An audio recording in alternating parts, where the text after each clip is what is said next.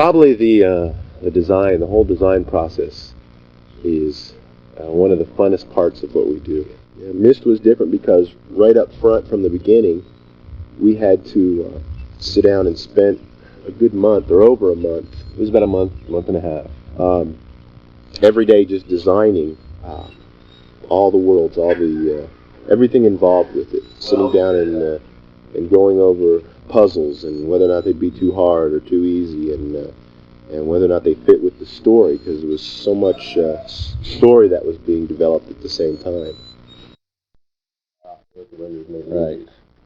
It could kind of open up to the side where the so we'd extend the gameplay by having just the depth, the depth in the amount of places to explore. I mean, just so vast that you just felt like it was going on forever. And so we just go back and forth, and you wouldn't believe some of the stupid ideas that we end up, Robin ends up coming up with. MYST Island. Ha ha ha! This is where we filmed incredible movies. This is our incredible blue screen. Blue screen. This is a blue screen table. A real high quality production. That's a dictionary on the table. I think it was $19.95 on sale. Special deal, $19.95. Yeah, we really got a good deal on it. It's regular at $99. Rand and I have always been very much into the detail of things, the richness of things, and so when we did MYST, we wanted it to be a very rich environment and a very detailed environment. And graphically, that meant a lot of work. We are using a computer, in essence, to build sets. The stuff that we're doing for MYST basically has to be fully realized in order to move a sort of a virtual camera around this kind of virtual set. You take a camera and you place it in various positions in order to move, say, from one room to another or down a hallway. It's just a sequence of camera shots that are taken in a computer that end up looking photographic and end up allowing the player to really believe that they're sitting in this world. For example, if we're building a room, we tell the computer, okay, a wall goes in this place, and another wall goes here, and the floor goes here, a desk goes over here, and the desk has this wood surface, and it has these little gold handles in the front, and it has a carving in the front of the wood, or inlaid wood at this part. We would build an incredible amount of detail into our models. It was a time-consuming process. It meant that we would include everything up to the tiniest little screw or nail.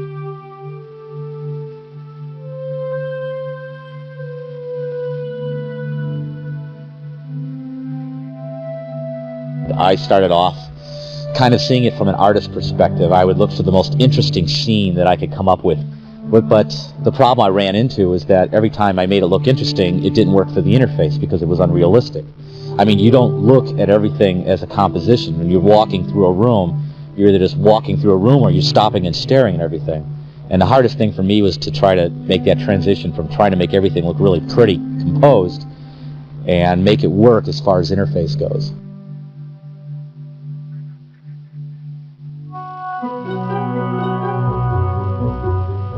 When we first started out, we had really no idea how we were going to be able to create these landscapes, especially how we were going to be able to create terrains where we specified what we wanted the terrain to be shaped like. We came up with a way to create a terrain by basically painting the terrain in grayscale, a large picture of the terrain in grayscale.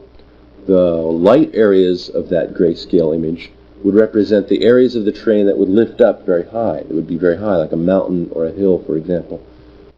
We would bring that grayscale image then, simply bring it into Stratavision, and extrude it in Stratavision, and voila, there we had our incredible terrains. we needed to put some sort of texture on those to really bring them to life, all we had to do was just look at our terrain, decide which areas would have grass, which areas would be covered with rock, and paint that. We'd ended up with a nice little color map that we could then wrap to our terrain. Once we had our terrains done, we could then do things like add trees, add hundreds of trees to a terrain, basically build a forest. We knew at that point, yeah, we can do this. We can do the whole thing as a 3D rendered island. Then I was sitting down watching Little Mermaid with my kids, and they had some kind of blowfish or a pufferfish or something in there. And I said, you know, it's kind of interesting shape. And didn't really think much about it, but when I sat down at the computer again, suddenly started modeling and just playing around in macro model, and boom, there it popped. There was a ship.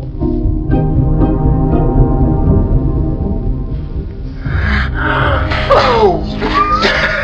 No! The mistake was you built the lobster.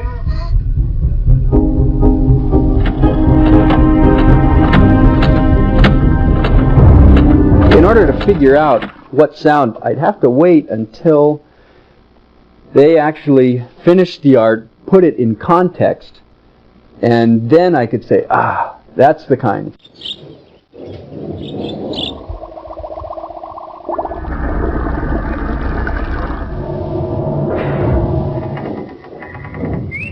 The chime, the clock tower. I knew we needed a chime, a big chime. That's a big clock. So what I ended up doing is just taking my Craftsman 7/8 inch wrench with a lifetime guarantee I just whapped it, and it had such a reverberant sound. Of course, it was too high. I just dropped the sound lower and lower and lower till you had this big, nice bell sound from a wrench.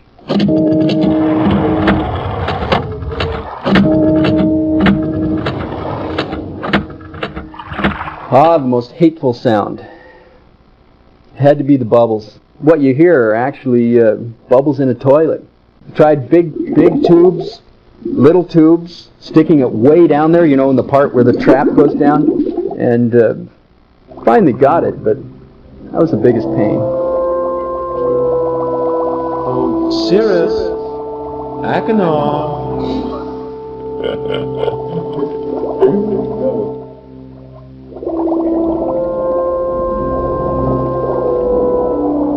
We didn't want music interfering with the gameplay, and so we weren't going to put any music in. When we finally did do a couple songs, we realized it wasn't an interference. It didn't sound like Super Mario Brothers. They seemed to really help the mood of certain places that you were at in the game. Once I sit down on the computer with a song in my mind, I can get it out fairly quickly. So I think the songs went pretty quick.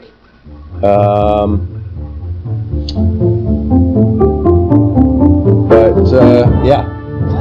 What was the question again?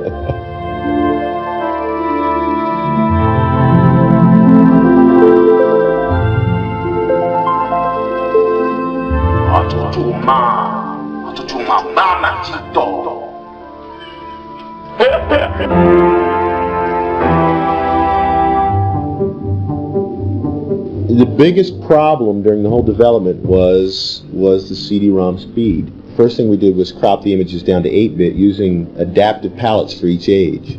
And that worked great. We've got images on each age that look like 24-bit images. Then we also used QuickTime compression for each of the images, for the stills, not only for the movies, but also for each of the still pictures. I've been warned. Ended up with images that are started out at 500K down to approximately 80K. Rich, what are you working on? Nothing. In putting it together, we used HyperCard.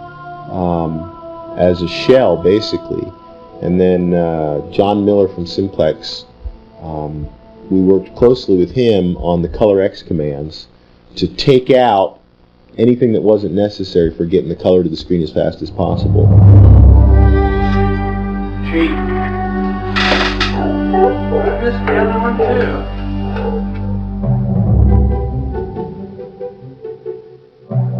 Probably one of the most helpful things we did is we went through some focus group testing. That was an incredible way to get some really amazing input. And and getting to my notes, it's a great idea, a great concept. It's a complete departure from the main line of anything that's out there on the market today. Right there, this is not any game, any paradigm, anything you've ever seen before. You have no preconceived notions because you go into this and it's something totally new. Because this game is so different, and the concept of living inside this world is what happens. If you get sucked in, if you have time to play it, you just keep going and going and going and going. There's nothing like that at all.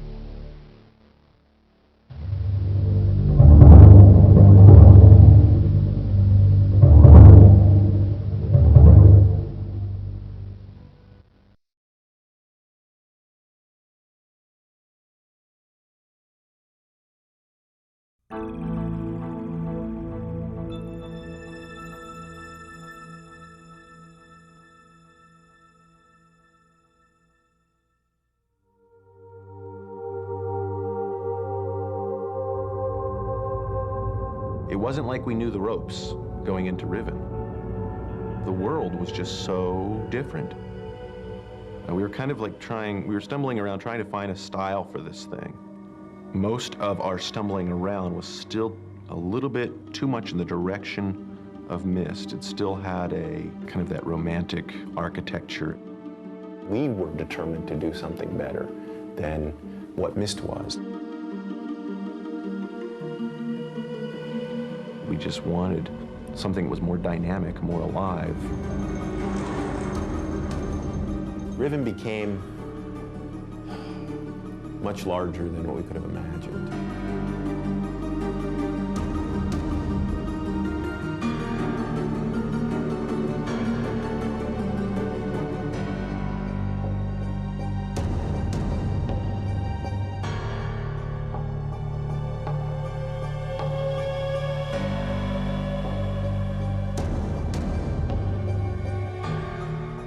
We all got together right after MYST. We all got together in Chris Brandcamp's garage, and that became our office. It's a nice garage. I think we had 12 people upstairs in this garage, just crammed into these little work areas. We moved into the strip mall from the garage, and that was like heaven. Here we had a real office. And we had brought on a number of people onto the Riven team, and then nobody else could come on because we were out of space. At that point in time, though, we started building the office. Here we were able to build a real building the same time we're building these virtual buildings. So after a year in the strip mall, we were able to graduate into this to basically do the hard stuff for Riven. The very first thing we did with Riven was design the whole gameplay for the entire world, which is basically just a blueprint of all of the puzzles that the player will find throughout the environment. We take that blueprint, and from there we begin to design maps of the places and some of the puzzles and how things would work. And is the whole thing like a solid canopy from the tops of these trees, just create a big... As dark as possible. Okay. Yeah, and that's going to be a difficult part because we want it to be dark. We want it to be when you look up, you just see kind of little bits and pieces of the sky. Are these things like redwood in size? Yeah, vertically as well as redwood and size. Not vertically though. I think they're going to be a lot more squat. Oh, okay. Vertically. Okay. Richard Vanderwen is somebody we met under these weird circumstances. Robin and I were down demonstrating MYST at some show. I don't even remember exactly which one it was. And this tall, skinny guy walked up to Robin. He came up in a baseball cap and a big baggy pair of shorts, and I thought he was some kid. We found out he had worked for Disney and ILM and had been had played a large role in the look and feel of Aladdin. The designs design sketches he had done were just phenomenal. I couldn't believe it. They were just on target. It was incredible. It had a level of depth that was the stuff that interested us. He ended up, I think, giving Riven something that we could have never given it. It was just another voice, and a very strong, mature voice with a lot of talent that was saying, hey, why don't we try doing it in this direction a little bit? Why don't we just kind of push it? What we're proposing is that you link to this age, and what you see when you get there is right in front of you is this gate, and there's this big sort of lake with canyon walls all the way around. It's at nighttime with the moonlight. Well, the moon is out. Okay. And in the center of this body of water, there's a little rocky island and a big sort of dead-looking tree, perhaps, on top of which they have constructed this gigantic adobe mound, sort of like a wasp's nest looking thing. After he came, he imbued the whole project with a flavor that was a bit more edgy and strange and odd. It wouldn't have been as cool if he hadn't been around.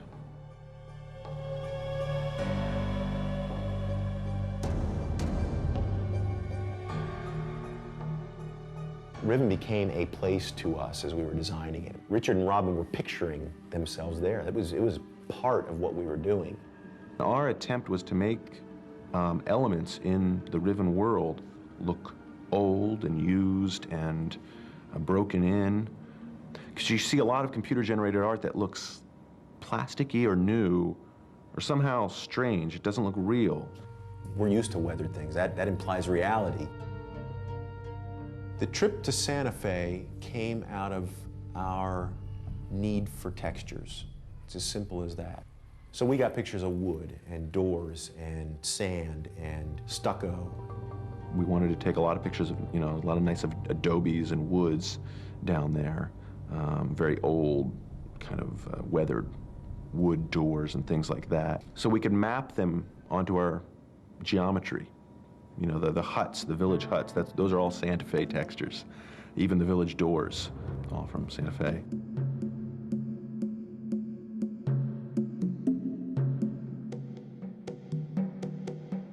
It's just extremely important for us when we're creating anything never to do it just for the sake of doing it, just because it's cool, man. We try to really put meaning into every aspect of the world that we're building. The wark in the game is one of the things that's subtly behind the scenes telling the story. In our backstory of this age, the indigenous people here looked at the wark as the most powerful thing they knew. Like Eskimos and the whale, it was just kind of a great respect for that animal. There's a gallows area that we call the wark gallows in the big village area on the jungle island. It's the trapeze handle that you can go up and down on if you figure out how. That's actually a wark gallows where a person would be tied to that handle, and Gan from his throne area would open and close the iris to determine whether that person would live or die. There's a wark that would be underneath that area in a cage in the water, and Gen's handle would open or close it as the person was lowered. And if Gen was feeling particularly wonderful on that day, he would spare the person's life, and if not, the wark would get a tasty meal. When you finally see the animal, you may or may not understand how it relates to everything else in the game, but you know that this is a part of their culture. And that makes the world a realer place, and it makes the characters more real.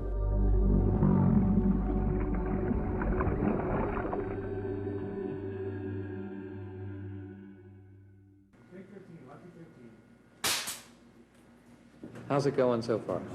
Today, when we get done, we'll be done with yesterday's schedule. Does that tell you anything? No one here had any experience with dealing with actors or casting or costumes or blue screen. The live action was something that was new for us, for Riven. I don't think we realized how tough it would be. One of the big challenges we were looking forward to was merging a CG object with a live action person. In fact, in one of the scenes, we actually have a scribe run through, jump in a maglev, throw the switch, and turn the thing around while you're watching him. The hoops you have to jump through when you're doing that to make that come alive is incredible. Okay, we still have speed, we're still rolling. Ready? 1, 2, 3, go. The rotation thing seemed like that was going to be easy. We didn't actually know exactly how we were going to rotate the guy on the set. We had to build this huge contraption that rotated at just the same radius that the maglev would rotate, and the lights had to match so that the lighting on the scribe had to match what you would expect. Action, go. 1001, 1002, 1003, 1004, 1005. Cut.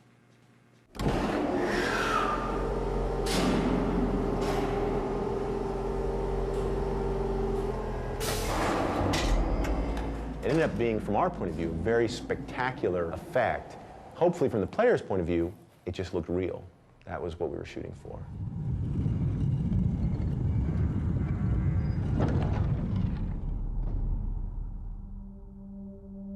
The gate room started out with nothing in it. It was just a very cool puzzle. Richard and I sat together and we came up with ideas to make this room kind of a place of Gens that would represent so much about him. So, okay, great, we had this real pretty, real nice, all these nice ideas, and we built it, and we made it so it would rotate, but we were not thinking about the trouble that it would cause when we'd have to render all the different states. There's this one shot. You're standing in the middle of the gate room. You're looking out the door toward a fire marble dome in the distance. There's two doors separating you right in front of that fire marble dome. The inner door that's towards you could be down, or the outer door could be down. So there's two states right there. The fire marble dome could also, instead of spinning, it could be opened into the gold position. So there's two more states. This is all just from one camera angle. The room could be rotated into 5 different directions from that one camera angle as well. It was a nightmare. It was just a nightmare. Because we kept thinking we had all the states done. We kept thinking everything was done for the gate room. We'd send all this stuff upstairs, and they would put it together, and it's like, well, no, we're missing these 28 shots, or just endless amounts. It turned into hell.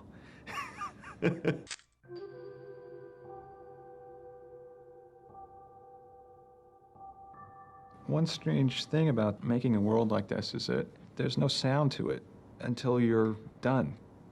We had made these animations basically with a deaf ear. We didn't know what these animations were going to sound like. We had ideas for what they were going to sound like, but when the sound is put into them, it really makes them real. I mean, it makes them come alive for us.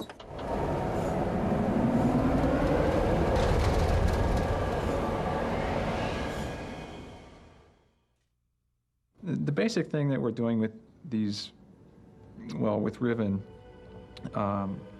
is presenting a place, building a place that we would want to go to. It makes you take a step back from the world and think about the place you're in.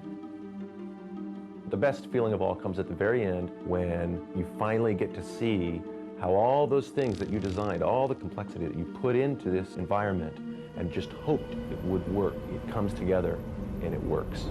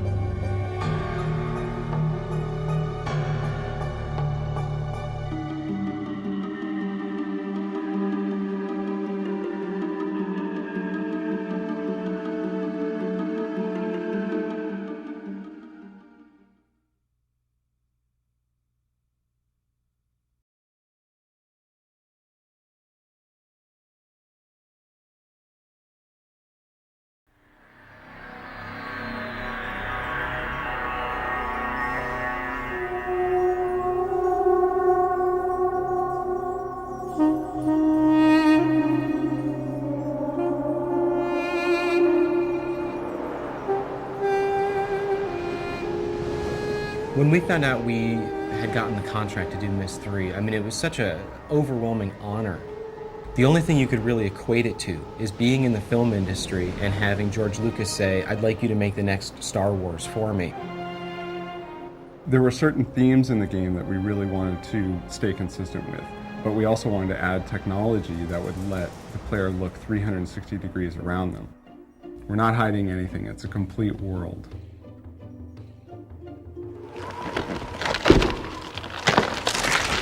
To say that we had a lot to live up to is a horrible understatement. There are millions of people that have played MYST and Riven. There are millions that have such high expectations of what MYST III has to be that it's almost daunting.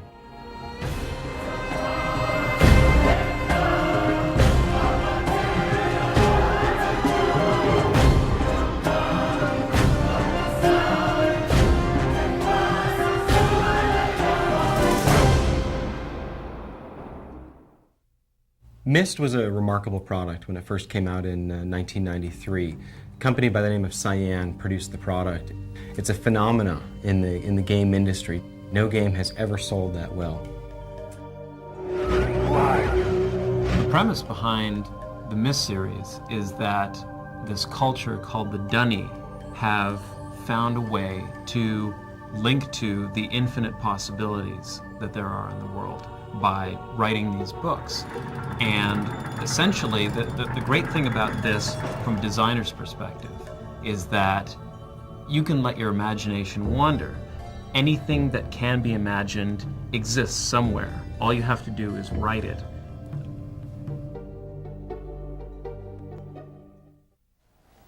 Atris, is that you?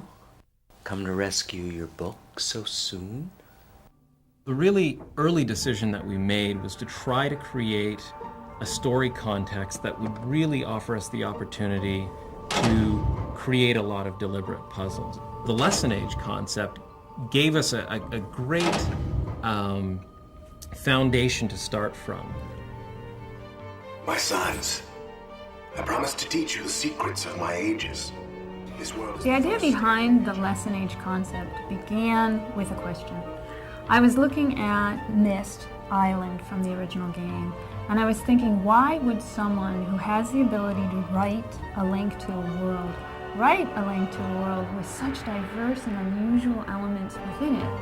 Well, if Atris wanted to educate his sons about certain fundamental concepts, then he would write a linking book in such a way that it would incorporate these diverse elements. And it was really from there that the idea of these teaching ages arose. This what you expected, Atris? When you followed me here hoping to reclaim Relation? One of the challenges of telling a story in an interactive game is that you can't always control what sequence of events is going to occur in the game.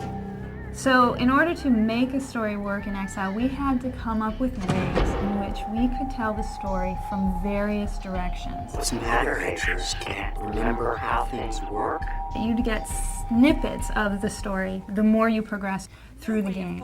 You've returned, but where's Relishan? I think what Cyan managed to capture in the MYST games is a world that felt very bizarre and surreal and intriguing, but at the same time somehow familiar.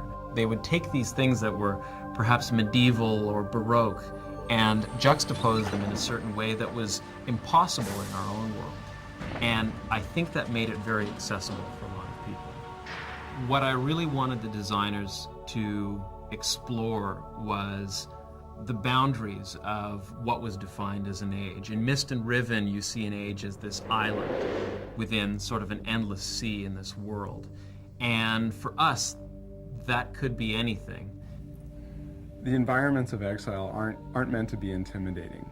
Junanan is a very tropical environment and sort of a rock climber's paradise. Voltaic has sort of a Grand Canyon feel, a very majestic feel. Tamana is the new home for Atris and Catherine and their baby Yisha, so we wanted something that was very familiar, very MYST and Riven-like. Some of the other environments are very different. The original idea we had behind Idana, or the Life Age, as we referred to it in production, was to gather as much life and enrichment as possible into one area. This is basically all about life. The idea of the inverted tree was taking something normal and tweaking it and making it a little abnormal. Taking the tuft of the tree and turning that into the enclosure or the living space and letting everything else fall into the ocean, and then going for the absolutely radical. Technologically speaking, I mean, we ran into all sorts of issues. I was no longer confined to a flat two-dimensional map. I had to work three-dimensionally. I had to basically come up with another way to model this thing out. Everything was a challenge in this one. It is amazing how much work it takes to put together a project like this. You sort of have to step back and say, we are going to build the best game we can possibly build. We are going to put our heart and our soul into it. One of the first steps in achieving the graphics was to make sure that we had quality personnel. Our designers had to be top-notch. Our modelers and texture artists had to be some of the best in the industry. We had a lot of artists that were already using 3D Studio Max here at Presto Studios, so we started looking into the package and seeing how well it could do high-res, pre-rendered graphics for our game. The animators did a couple of tests early on, and the results were very positive.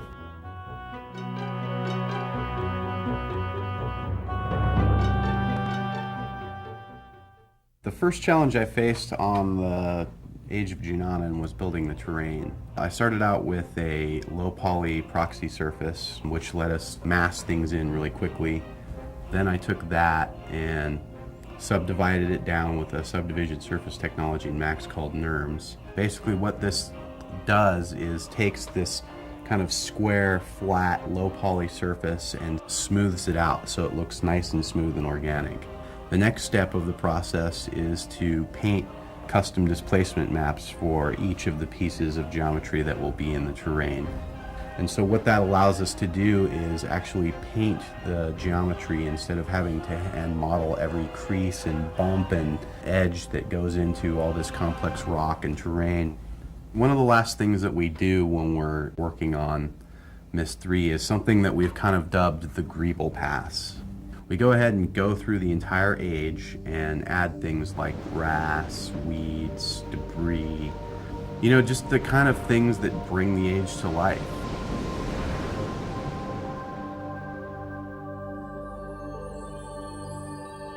I think with Exile, we really felt we had the opportunity to push the boundaries of pre-rendered 3D graphics to really create an exceedingly detailed, realistic world. What I really wanted the textures to provide for the player was that connection to the real world.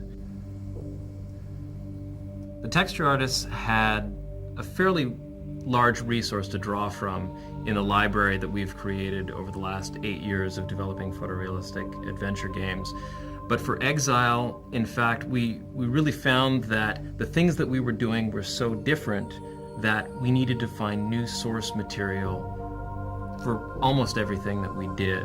The most difficult thing was to create textures that you couldn't really find a source for, but that had to look realistic. An example of that was the giant tusk building in Jananin.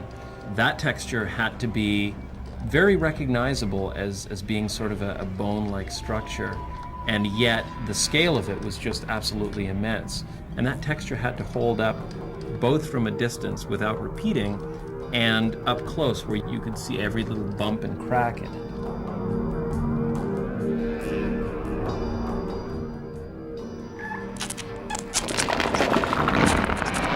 With the puzzles, we really wanted the player to have a clear idea of what they were going to do and what they were trying to solve, and be able to see the outcome of their trials right away.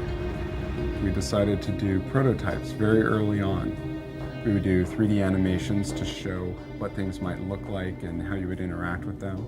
Or we'd do things in Director where we would actually script a puzzle, and you'd be able to solve it there on the computer before it was visually beautiful.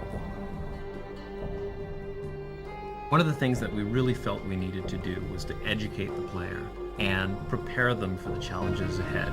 A lot of the ages are filled with things that you've never seen before, and we can't expect players to be able to look at them and just through their design be able to figure out what they do. When they approached a puzzle later on in the game, we wanted them to have something in the back of their mind, something that they had seen before that they would intuitively relate to the challenge that was placed in front of them. Great example of this was the Venus flytrap in Savidro's lair at the bottom of the tower in Jananin. It served a story purpose in showing the development that Savidro had put into these traps that he had laid for Atris, but at the same time it gave us a way of foreshadowing the puzzle that was to come.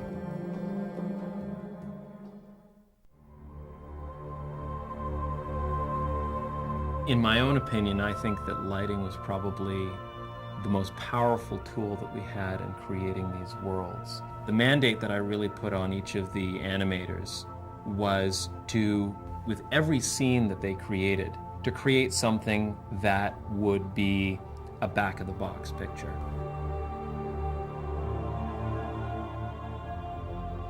After Riven, I think players had an expectation of having more life in a Myst world. With the Squee, we saw a great opportunity to have a puzzle by manipulating that creature. The first step of my job for realizing the animation of the Squee was to build the model. Once I've got a good wireframe mesh built, then I go ahead and build the material that tells the surface of the Squee how it should react to light. The last part of that is actually building fur. We actually have a little plug-in in Max that models each individual hair on the surface of the Squee. Once everything is in place, then I go ahead and build a virtual skeleton that will sit inside the Squee, which is what I animate.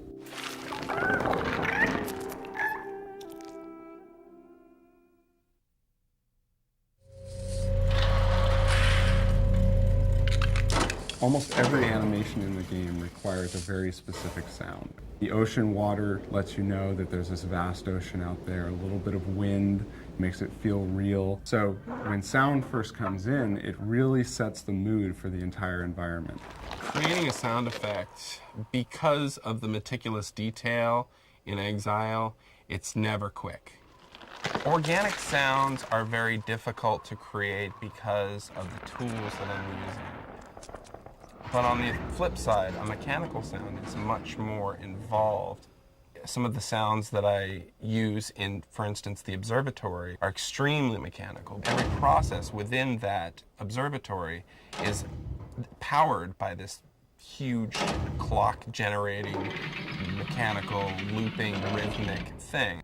The elements that I put into this sound I mean, there's probably 50 or 60 playing at any time. Yeah, speak. Real concern and action. Atris usually doesn't keep people waiting here this long.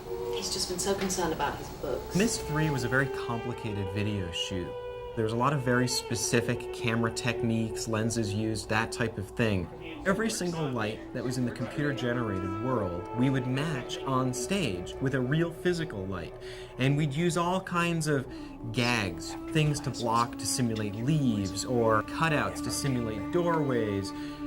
All of these kinds of things help to sell the shot. When the character walks into the room and the light falls on them properly, you can't tell what's reality and what's computer generated.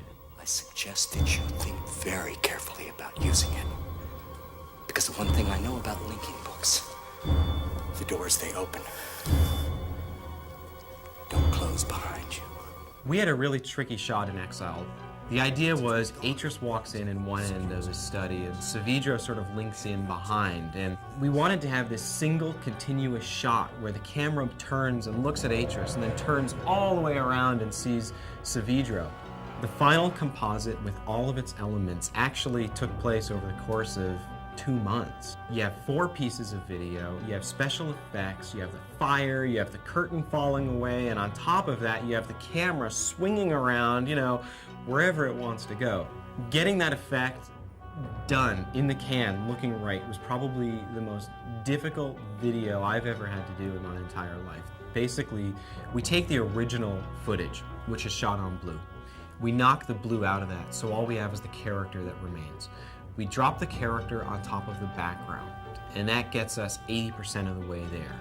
In Combustion, we put it all together, sort of timing this piece over here, this piece over here, and because Combustion is actually a 3D compositing tool, we're able to move the camera and swing it around. It's a tremendous opening to the game. No! No!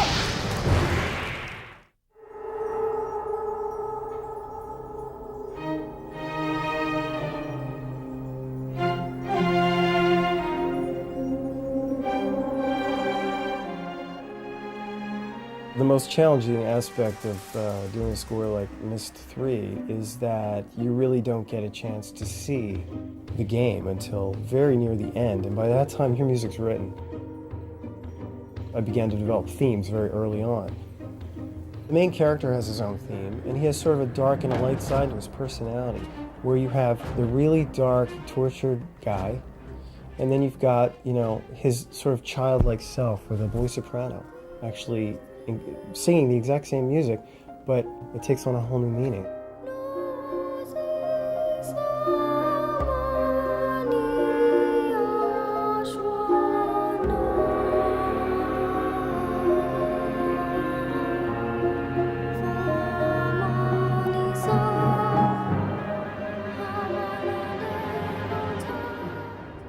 Then there's also sort of the theme of the entire game, with all the choir singing in the language of this new title.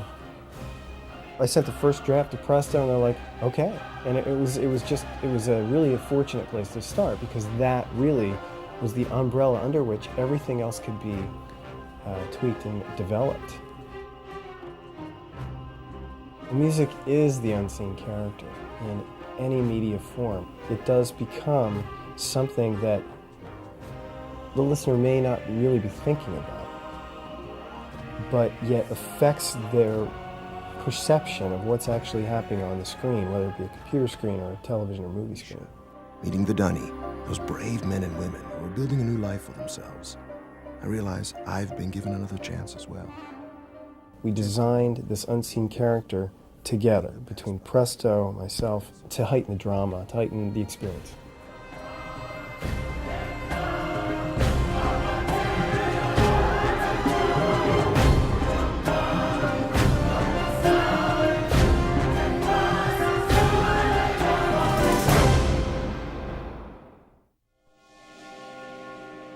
MYST and Riven presented all of their images as sort of a slideshow. There'd be a single image and then you'd click and see another image. With MYST III Exile, we really wanted to immerse the player much more than just a slideshow. So we sort of combined the pre-rendered graphics with the technology of real-time 3D, and the player is able to see beautiful photorealistic graphics, but look 360 degrees around them and have a lot of freedom of movement. We call it Tamana. We moved here after H finished writing Relition. One of the big breakthroughs for us was finding a way to place movies and animations in the scene in such a way that they would continue to play no matter which direction you were looking. You could be looking up, down, sideways, continue to pan around and around, and the movies continue to play. You know, this trip is exactly what Atris needs right now. That's something that you couldn't do in MYST and Riven. This is really a step in technology for us. Well, the water technology in Exile, we wanted to do something a little different and a little better. We wanted to do more than just squish the pixels to the left and to the right or up and down.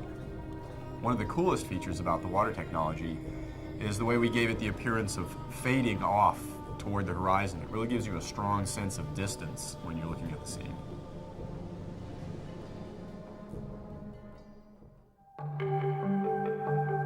The most exciting part for me is being at the end of the chain and actually being able to get my feet wet, programming some of the things in the game.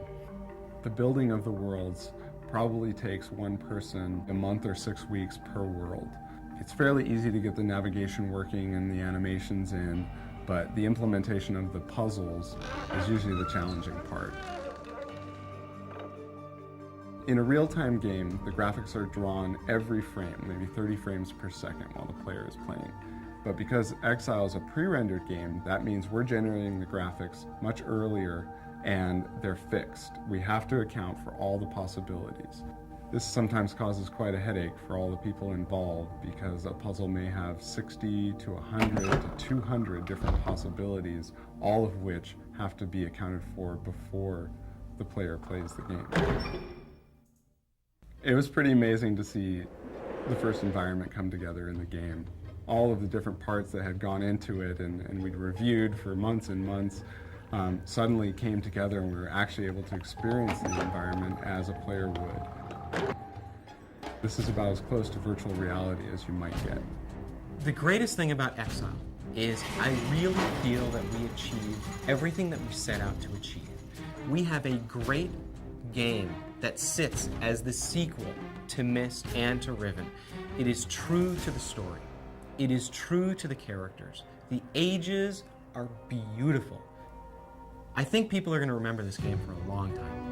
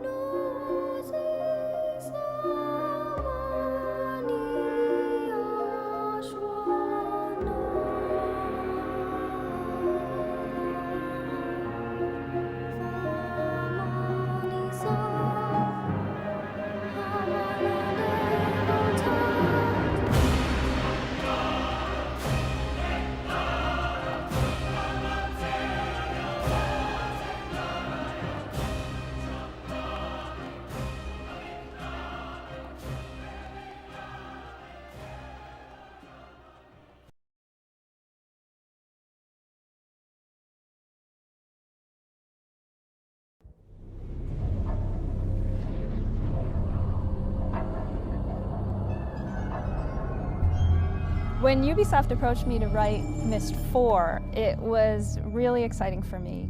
It was a very similar experience because I had immersed myself so much in the characters that it was like slipping on an old coat. I knew them so well, I was completely confident in my ability to bring another story to life around them. MYST is actually built on the story itself. We take a story, a rich story, one that depends on the characters and the settings, all those things that people who like story know about. And we wrap gameplay into that. And people who like movies and books and very traditional entertainment mediums respond to MYST style of game because of that.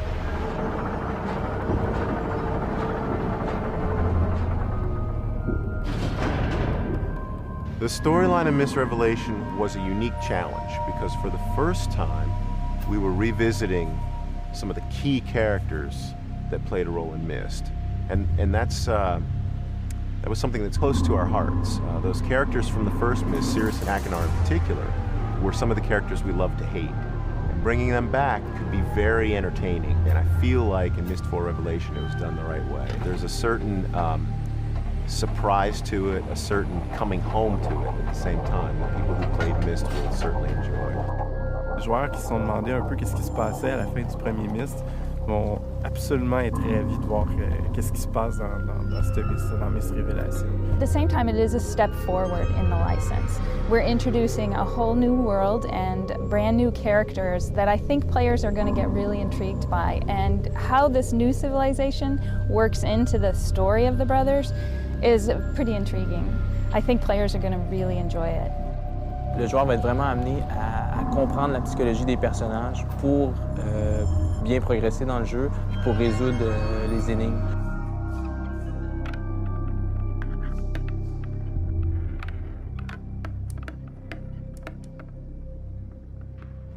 Tous les puzzles dans notre jeu ont une raison d'être. Ils sont imbriqués à l'histoire, ils sont imbriqués au paysage. En fait, le jeu Riven, il est basé sur le scénario. On a fait un scénario très fort, puis on a justifié les puzzles grâce au scénario. L'élément le plus fort pour les joueurs de MYST, c'est l'immersion. Cette immersion-là, elle vient du fait que l'histoire est très, très forte. Puis il y a une recherche, tant au niveau du visuel que de l'histoire. Puis le jeu a vraiment une âme. Puis c'est ça qui fait en sorte que les joueurs ont vraiment l'impression d'être dans un autre monde. C'est commun à tous les MYST, cette forte sensation d'évasion et puis d'immersion complète. L'histoire de MYST IV, ça tourne autour d'une famille déchirée. Et une petite fille disparaît. Le reste, vous le découvrez.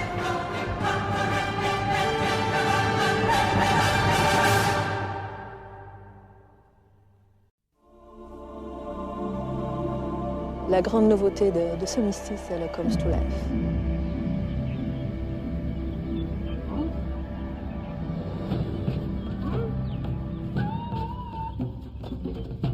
Je pense qu'on a franchi une grosse étape avec MYST Revelation, vraiment au niveau de recréer un monde vivant. L'ajout qu'on a fait au niveau des nuages, l'eau, les créatures, les personnages, le vent, la poussière, l'éclairage, tout ça, ça donne une toute nouvelle dimension à cet univers-là. Ça crée une relation différente entre le joueur et le jeu. En fait, on s'est basé sur la même technologie à 360 degrés qui était utilisée dans le troisième MYST, dans MYST Exile. Par contre, où est-ce qu'on se différencie beaucoup par rapport à Exile, c'est qu'on a intégré un environnement qui est complètement vivant. Quand je dis complètement vivant, on a développé vraiment un système où est-ce qu'on est capable de mettre des animations comme on verra un peu au cinéma. On a intégré aussi des systèmes pour la lumière, l'éclairage dynamique. On a intégré des systèmes où est-ce qu'on va voir des feuilles qui volent au vent, une rivière qui coule, des papillons, des insectes qui se promènent, chose qui pousse un peu la barrière, qui pousse finalement beaucoup la barrière technologique par rapport à l'autre MYST. Vous allez vraiment vous sentir comme si vous êtes dans le jeu. Il y a un sentiment d'immersion qui est beaucoup plus fort. Quand on marche, on entend les pas, les feuilles bougent, il y a les bruits. C'est vraiment intensif et on va vraiment se sentir au cœur de l'histoire.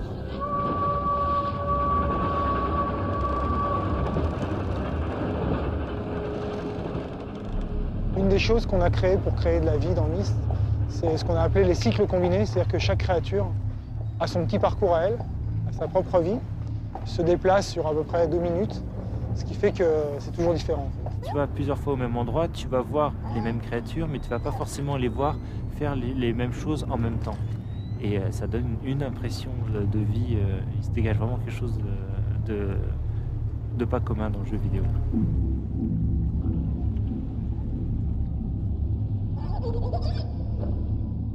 On s'est permis, pour ajouter du comes to life à Myst, d'avoir des petites séquences qui ne sont pas du jeu, qui sont juste amusantes, qui sont juste fraîches. Par exemple, il y a un petit mini gameplay avec des crabes comme ça où on peut cliquer dessus, ils s'en vont et si on laisse pendant 10 secondes, ils reviennent. Donc on a 3 crabes qui viennent manger un poisson et c'est arrivé à les repousser juste pour pas qu'ils viennent manger le poisson.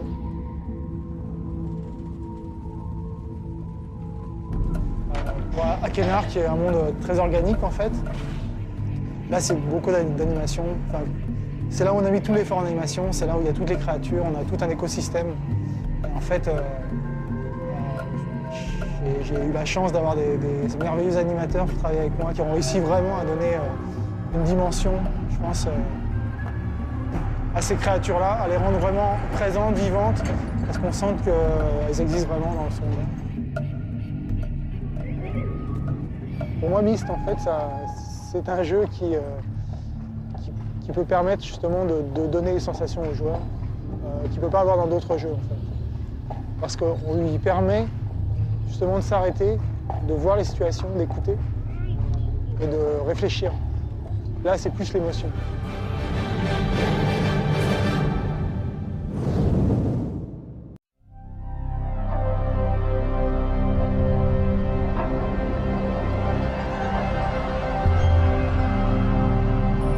Dans Myst Revelation, comme dans tous les autres Myst, il y a des personnages vivants, des personnages réels. Ce qu'on a fait, c'est faire un effort afin qu'ils soient beaucoup plus dynamiques dans ce jeu-ci. Une des forces de Myst IV, c'est cette espèce de retour aux sources où est-ce qu'on retrouve un peu, je dirais, l'atmosphère et l'esprit du premier. Et en même temps, il y a toutes sortes de techniques qui ont été développées pour faire de Myst IV quelque chose qui, je pense, dans cet univers-là, n'avait pas encore été atteint. Le but, c'était de rester le plus proche possible d'un film au niveau de la qualité. Par exemple, on va voir des séquences de live action, en fait des personnages réels qui ont été intégrés dans l'environnement. Puis on a mixé tout ce qu'on peut trouver de mieux dans un jeu 3D conventionnel. Le live action dans ce métier est particulièrement soigné. Nous avons voulu le rendre beaucoup plus intégré, que les gens aient vraiment l'impression d'interagir avec les acteurs. Alors, le choix technique qu'on a fait pour ce jeu, c'est de travailler sur un fond vert. C'est la technique la plus courante utilisée dans toutes sortes de projets où il y a beaucoup d'effets, c'est-à-dire Lords of the Rings.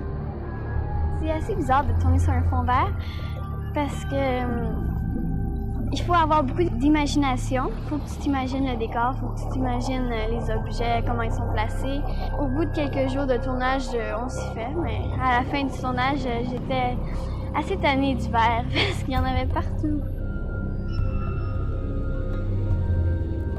Ce qui était vraiment intéressant, je trouve, dans le 4, c'était donc à la fois une plus grande utilisation des acteurs, mais une utilisation aussi plus dramatique, c'est-à-dire que des fois, les personnages nous donnent certains types d'informations qui ne sont pas des informations factuelles. Le joueur doit déduire, ainsi de suite.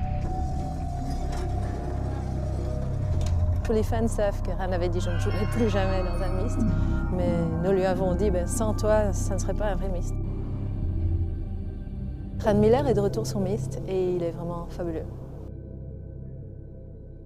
There's always this Atris role that I have to play. I have to. It's my job. The live action part of being Atris, and it's an interesting thing for me. It kind of takes me out of my normal life, my normal everyday routine, lets me act like I'm somebody else for a while. Miller, c'est vraiment quelqu'un d'extrêmement intéressant qui, en quelque part, naturellement, ressemble à son personnage. C'est quelqu'un d'absolument rigoureux, qui est toujours à l'écoute et qui est très nerveux. Par exemple, il arrivait en scène puis il se croisait toujours les bras parce qu'il avait hâte que la scène finisse, dans le fond. Alors là, je lui ai expliqué que ça serait une très bonne chose de diviser la scène en 3 parties. Il y avait en parlant comme ça, puis tout à coup, il pouvait se croiser les bras pour une partie, puis mettre les mains dans ses poches pour une autre partie. Et là, tout à coup, il a commencé à se sentir beaucoup plus relax. It's kind of a humbling experience working with other actors since they're so good at what they do, and especially with Juliette, who's so young and yet, you know, everything came so naturally for her. She was very gracious and kind of understood that I may not have, you know, that this wasn't my trade.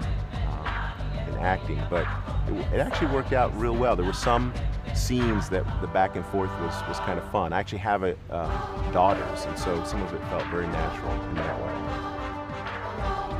Mon personnage s'appelle Yisha. Elle est curieuse, fonceuse. C'est à peu près tout ce que je peux vous dire pour maintenant. Vous aurez qu'à jouer pour en découvrir plus.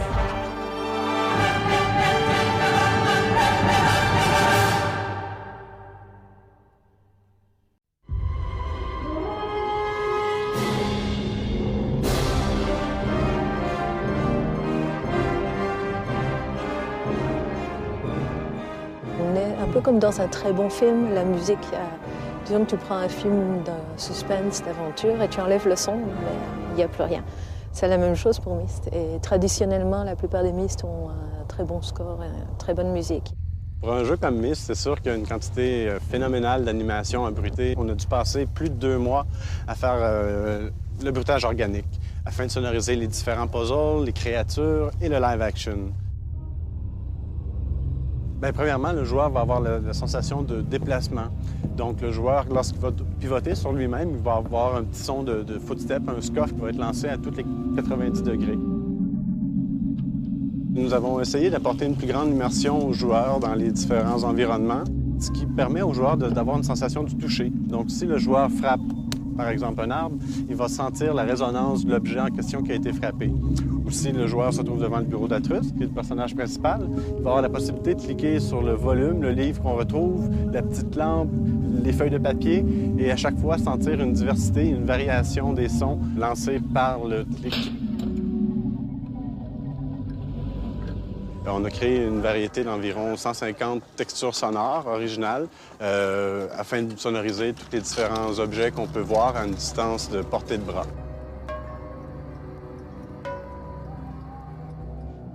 Nous travaillons avec Peter Gabriel. Donc Peter Gabriel était d'accord pour faire un morceau rien que pour nous. Donc c'est un morceau qu'il a composé pour MYST.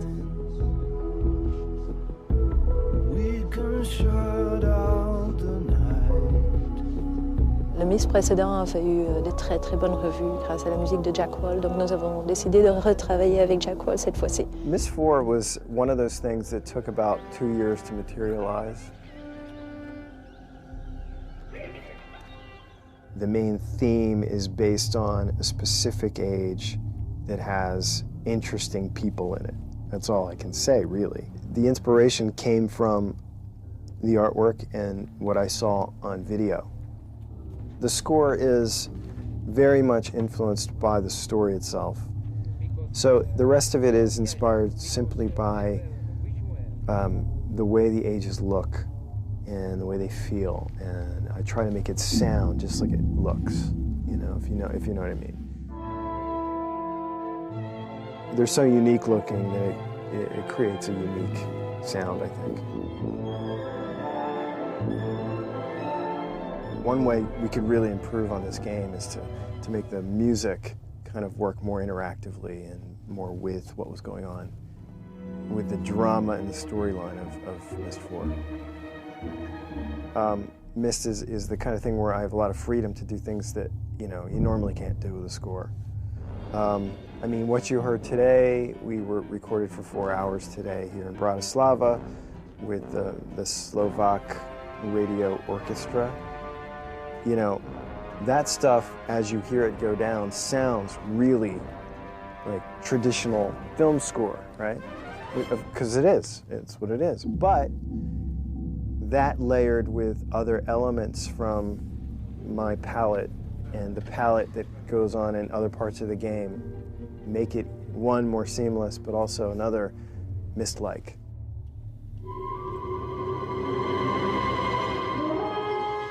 This game, MYST IV, will be absolutely the best MYST game ever made. And the reason I say that is because people who've never finished the first MYST will be able to finish this game. And the soundtrack we're putting together, I think it'll be a great package, and I'm definitely going to want to play it.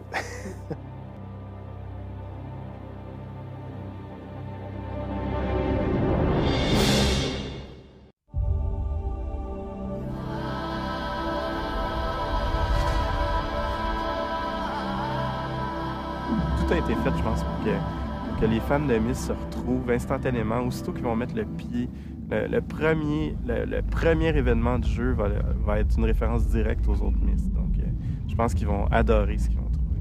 En fait, toutes sortes de gens peuvent trouver du plaisir à jouer à Myst. Il y a les explorateurs qui se promènent et qui découvrent de nouveaux mondes. Il y a les fanatiques de puzzles qui aiment les choses bien compliquées et complexes. Il y a ceux qui veulent juste vivre une aventure et pour cela, on s'est arrangé que les puzzles ne soient pas trop compliqués, qu'il y ait un moyen de trouver de l'aide. Tout le monde peut profiter de son Myst d'une manière différente.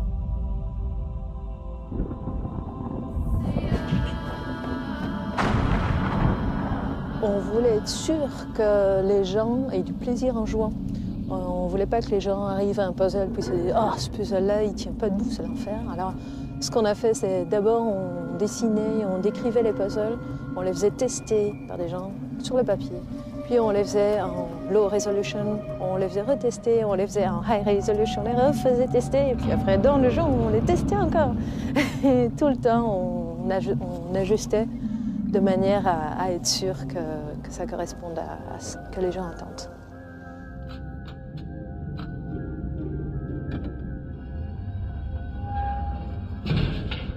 Dans Revelation, on a décidé d'ajouter des éléments comme l'appareil photo, le journal du joueur, pour aider le joueur dans sa quête, mais aussi pour personnaliser l'aventure du joueur. Si on part en vacances, on revient 2 semaines plus tard, bien, on a encore nos photos dans le journal. On peut écrire dans le journal aussi pour écrire nos propres commentaires. Ils vont vraiment avoir un souvenir à la fin de l'aventure de leur aventure. Donc, avec leurs commentaires, leurs photos, je pense que c'est quelque chose qui est utile pour l'aventure, mais qui est utile aussi à l'expérience et à l'immersion du joueur.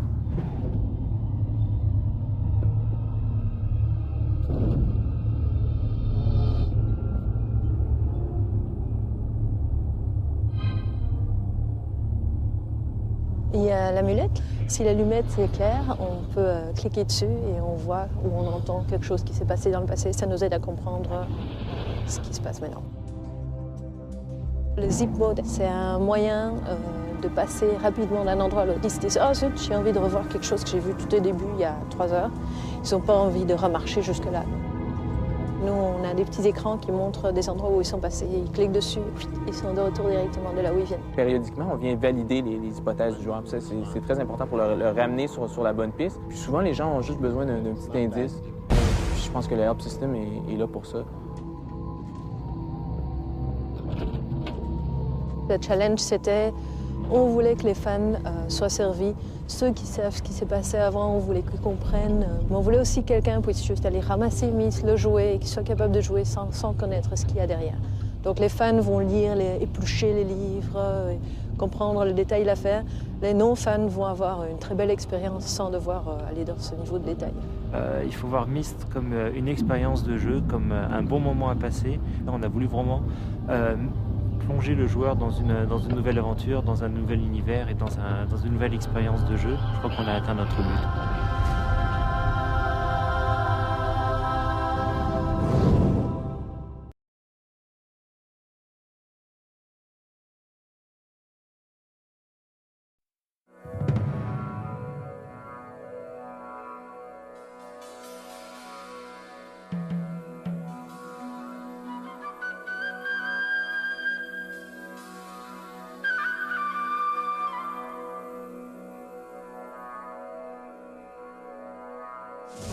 It began as the vision of 2 brothers. Bring the story of a broken family with incredible power to life and challenge the world to unlock its dark secrets. We just want to make places, not games. Myst became a phenomenon, changed an industry. It opened up the idea that the mass market audience might actually be entertained with computers. And a brilliant video game could finally be called a work of art. Year after year, game after game, the Myst franchise thrilled millions and challenged its creators. I don't think we realized how tough it would be. To push masterful storytelling, epic adventures, and the technology of groundbreaking gameplay to the limits. I think we finally arrived back where Rand wanted to be in the first place. A decade after Myst stunned the world, The grand finale to the best-selling CD-ROM game of the 20th century has returned to the hands of its creator. This thing is the best game we've done. Things are alive. Alive and awaiting their fate at your hands.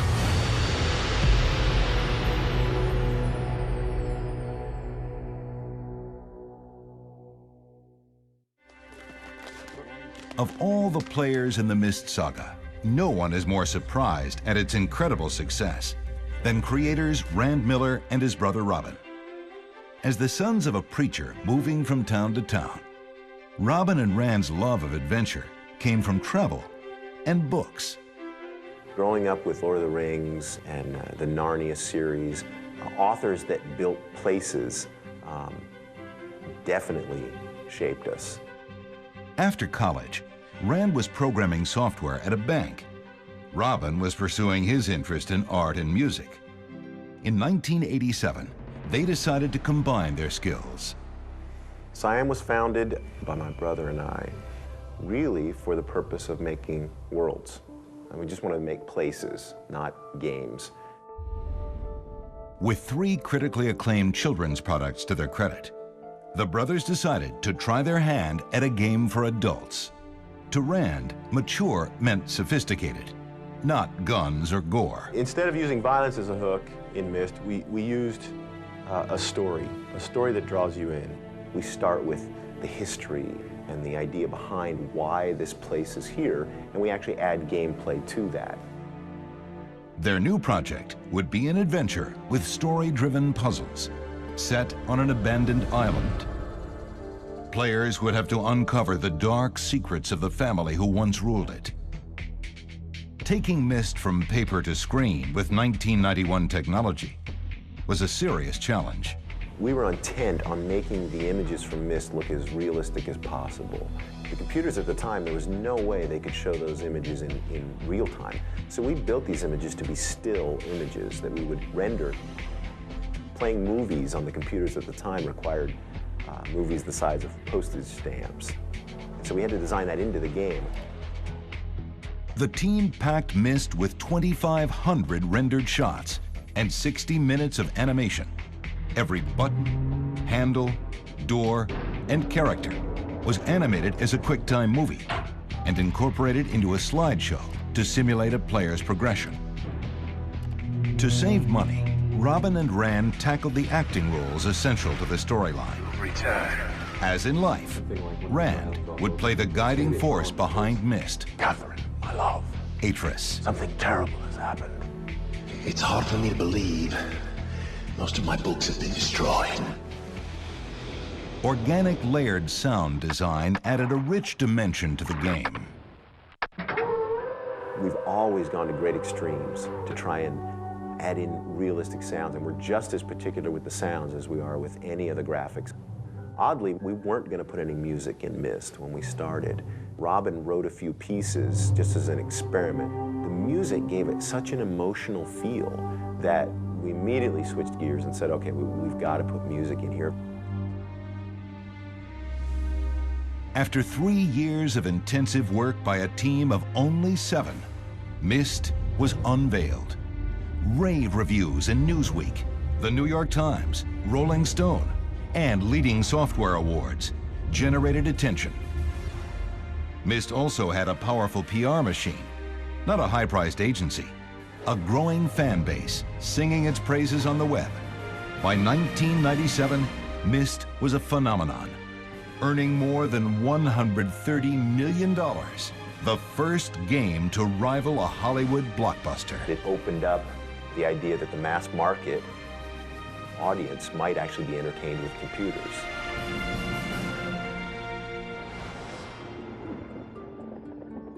In the 4 years after the release of Myst, Rand co-authored 3 novels chronicling the adventures of Atris and his father, a dark and wondrous journey. During a road trip in 1994, Rand and Robin realized that it was time to write the next chapter. We were determined to do something better than what Myst was. That we were saying, we're not going to disappoint ourselves. This has got to be something that's better from our point of view. The brothers estimated it would take about 2 years to finish a sequel to Myst. They were wrong. With the blockbuster success of Myst, hailed by fans and critics alike as a masterpiece, Rand and Robin Miller embark on an impossible journey to create a worthy sequel, Riven. But the idea is to make it feel as much like a... The new game would require a larger staff, and Cyan moved its world headquarters from a garage to a former mattress store, while a new home was built in Meade, Washington, just outside of Spokane. Riven would introduce Gen, Atris's father, a brilliant man with a god complex, who is holding Atris's wife Catherine captive on the island of Riven. Atris sent you to save me. Before players could rescue her, they would have to navigate a strange world filled with devilishly complex puzzles. So would its creators. We were stumbling around trying to find a style for this thing, trying to hit on something. They hired former Industrial Light and Magic and Disney designer Richard van der Wende to take the game in a new direction. He imbued the whole project with a flavor that was a bit more edgy and strange and odd, with a lot of talent. And Riven was becoming far more difficult to create than Myst. The team was forced to throw out their computers and upgrade to the Silicon graphics workstations and software used to create the groundbreaking effects in Jurassic Park. The Warwick in particular is a great example of that because a lot of the underlying structure is real. The way the thing breathes and where the muscles are. It seemed like an animal, but not like an animal that anybody had ever seen before. The new technology also made integrating live-action characters possible, but far from easy. I don't think we realized how tough it would be. The hoops you have to jump through when you're doing that to make that come alive is incredible. Ultimately, Riven would require 5 times the animation of Myst. With 5,000 individual shots, real-world textures, unrivaled detail. The 2-year project stretched into 4 years. In 1997, Riven finally reached the store shelves. Sales were not strong. They were phenomenal. 2.2 million units. Riven became the best-selling PC game of the year. Once again, fans reveled in the groundbreaking gameplay, and critics raved about video games as an art form. The franchise was at a peak of success, yet poised to leave the House of Cyan. We said we would never do another sequel to Myst, and the publisher came to us and said, hey, we got a great deal for you, and this company wants to do it, and we said no. Rand had already committed Cyan to another project, so their publisher hired Presto Studios, known for the Journeyman series, to create the next leg of the adventure. MYST III, Exile. When we found out we had gotten the contract to do MYST III, I mean, it was such an overwhelming honor. The only thing you could really equate it to is being in the film industry and having George Lucas say, I'd like you to make the next Star Wars for me. Presto would have only 2 years to make the world's best-selling PC game even more immersive. We really felt we had the opportunity to push the boundaries of pre-rendered 3D graphics to really create an exceedingly detailed, realistic world. Exile's story began 10 years after Riven. Atris and Catherine have begun a new life and are raising a newborn daughter, Yisha, when their world is shattered by Savidro, who seeks revenge for the evil deeds of Atris's sons.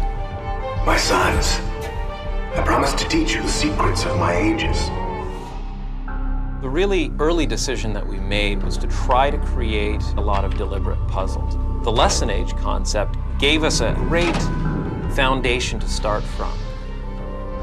The technological stakes and production values were raised.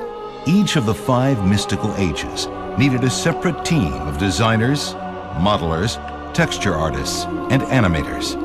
We really tried to encourage each one to pursue a very individual approach to their age. So we've got some very strong, distinctive visions. The design of each scene was based on a photograph. Designers created a model, animated it, and mapped real-world textures onto the surface, bringing to life a fantastic and strange world. A new game engine was built to combine live action with incredible graphics and real-time animation.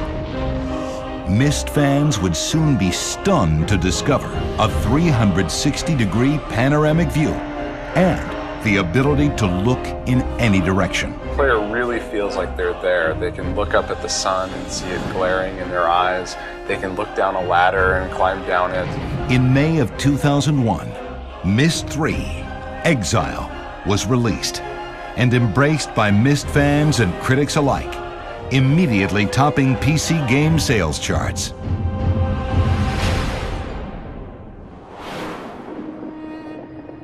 The Myst franchise now stood among the giants of truly great games. Rand said he was ready to move on to other projects. Without him, there could be no more Atris, no more sequels. The unprecedented success of MYST, Riven, and MYST III have put Rand Miller in the pantheon of game creators. In 2001, he said no to a sequel.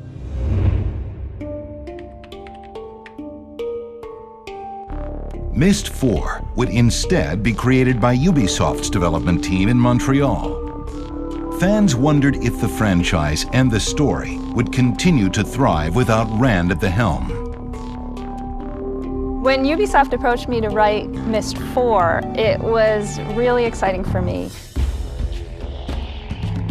I had immersed myself so much in the characters that I knew them so well, I was completely confident in my ability to bring another story to life around them. MYST IV's narrative began 1 decade after Exile. A mysterious explosion on the island of Tomana results in the disappearance of Yisha, Atris and Catherine's daughter. It would be up to MYST fans to find her.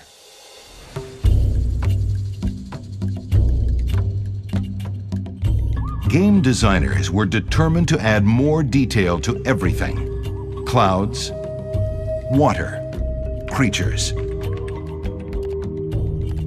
Chaque créature a son petit parcours à elle, a sa propre vie, se déplace sur à peu près 2 minutes, ce qui fait que c'est toujours différent.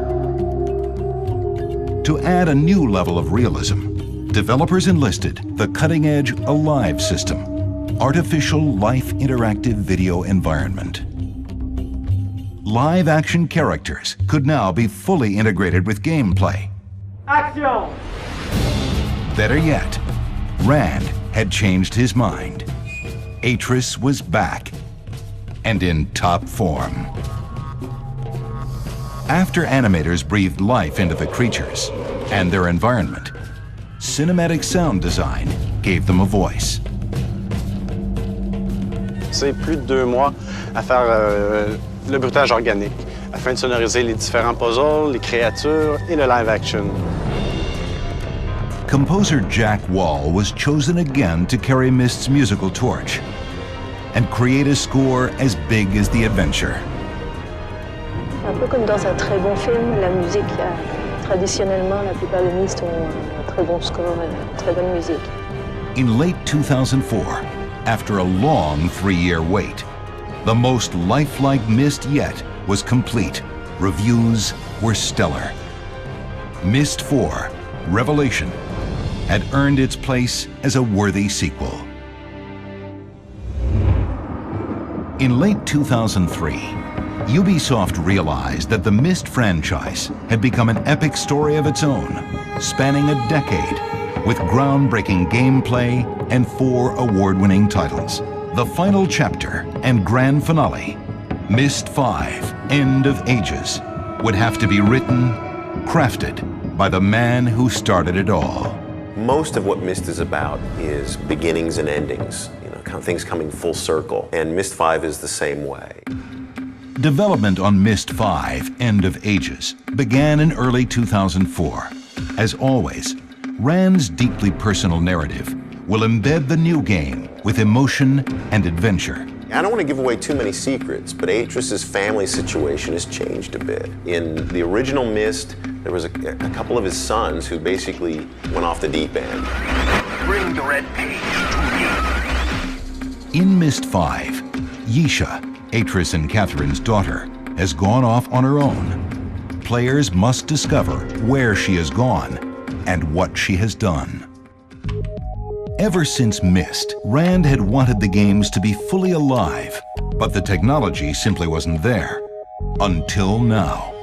MYST V would have real-time 3D. I think we finally arrived back where Rand wanted to be in the first place. We finally have the tools and have the technology and, you know, we're able to deliver on our original dreams. Still, the team puzzled over how to give computer-generated characters a new level of realism. Our avatar guy at the time pitched this idea that, like, hey, let's take a real actor and film their face. Tony and Rand built this crazy rig. It does two things. It adds a whole lot of realism that we wouldn't ordinarily have, and it saves us the time of having to animate the face, which is, oh, that's genius. Speed and action. Choose wisely in the end. A bit of animation genius borrowed from MYST. Movies seamlessly mapped into gameplay. In this case, characters' faces. And pulling it off would be critical to creating their most immersive game ever. MYST, the best-selling CD-ROM game of the 20th century, has come home to Rand Miller and Cyan. MYST V, End of Ages, would test the limits of their technology. In 2 weeks, the game would debut at E3. Pressure to perfect the game's unique face mapping began to mount. Animation in any real-time game is always a challenge, especially for this title because we're animating humans. We absolutely need to get the audio and the video synced, or it is not going to look realistic. The tablet has responded to you. The tablet has responded to you. But it does. The tablet has responded to you. The animation team has made the face mapping seamless. Of course. Focus shifted to fine-tuning a new device, empowering players to communicate directly with creatures in the game. It's a whole new interface. It's you know, what happens if you write something, you give it to a creature and they can understand it. They recognize what you're writing and they do it. There's a certain power there. Always grateful to the base of fans who've made the MYST franchise so successful, Rand decided a gift was in order. Players, not he, would ultimately decide the fate of the game's characters, their entire civilization. What we've done is try to give them as many clues as possible along the way and help them grow in their learning process. It's really been our goal with this one to make it a MYST for everyone, a game that everyone will finish. May 2005. My journey has come to an end. Rand's final voiceover session as Atris. As the game neared completion, tension and expectations built for the E3 debut. We're going just as fast as we can. We have so much to do, and we're just covering as much as we can in as little as time as possible. We're off D3. See you in LA. People know what to expect from us, and they expect it to be different. If we came here and did the same thing, I think that's when I take some heat. E3, Electronic Entertainment Expo. Part industry showcase, part carnival, with developers beckoning fans and media into their tent. Rand finally revealed MYST V, End of Ages. Flowing through the world, you know, is actually my favorite thing of the real time. Rand is unique because he's always been focused on story, and he's always made that a priority. At the end of the series, you as the player will have to make a choice. And which is one of the things that I love most about that game. There is a right and a wrong choice, and it's not easy to make that decision. Reaction to the game was swift. At E3, IGN gave you guys the PC Best of E3 award for adventure games. You won! Typically, adventure games are just not as well received as the mainstream shooter games at E3. When computer magazines come out afterwards and say that this may be the best MYST game ever, that feels good. Deviled egg time. The team slowed down long enough to enjoy a Cyan tradition, Deviled Egg Wednesday. They're pretty warm today. Thank you. Sweet. We're down to the 11th hour at this point. This is the last bit of audio and the last bit of music that's going to be composed for this game. Everything else is done to this point. We've doubled our testing hours, and we're just really hitting it hard to try to ensure a good quality product hits the market. MYST V is really going to live up to the expectations of the fans because for the first time it's in 3D, and that brings an immersive quality unlike anything we've ever seen with MYST games.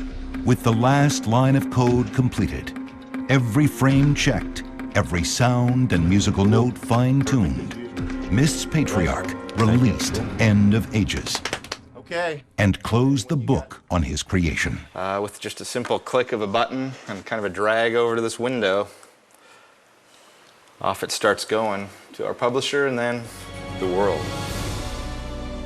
I think we're all really proud of what we've done. I mean, we've created a very intriguing world, a great story. We've added a lot of new features to the game that I think the MYST fans and new fans of the genre will appreciate. You never know how the game's going to turn out until it's done. And in the end, when you put people in front of it, when you actually watch them play, you start to get a feeling for what you've done. You get a final feeling. And there is no way to tell until then, until you wrap it up. And this feels good. The incredible journey, begun in a garage on a deserted island, has entertained millions, changed an industry, and arrived at its grand finale. The fate of MYST V, End of Ages, and its civilization will be decided by you.